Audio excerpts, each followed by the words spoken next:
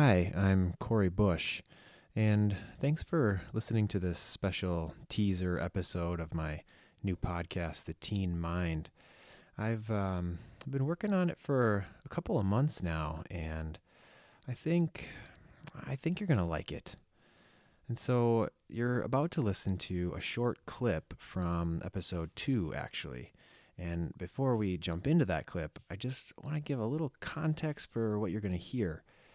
You're going to hear about a character, David, who is a fictional 16-year-old boy that I created.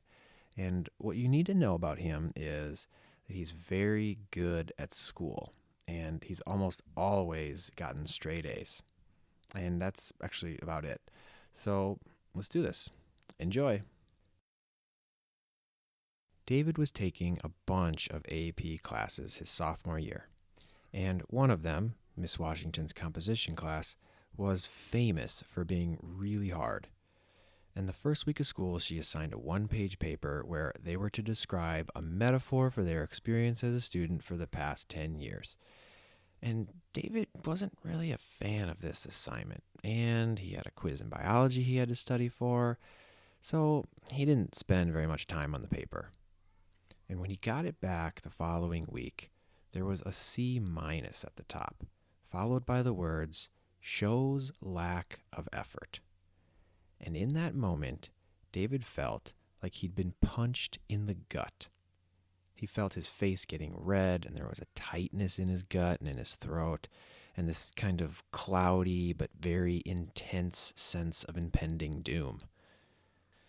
And after a few minutes, the initial shock of the C- started to wear off, and David noticed that his hands were shaking, and his face felt flushed and hot, and his heart was pounding, and that he felt like he was hyperventilating. He thought maybe he was going crazy. And then he became aware of the other kids in the room, and his fear intensified again, because if he was going crazy, then everyone was going to see him lose it, and suddenly the only thing he could think was, "Get out of here now." And he stood up, whispered to the teacher something about feeling sick, and walked out the door. And so it is here that David experienced his first anxiety attack. So, what actually happens to David when the fight or flight kicks in?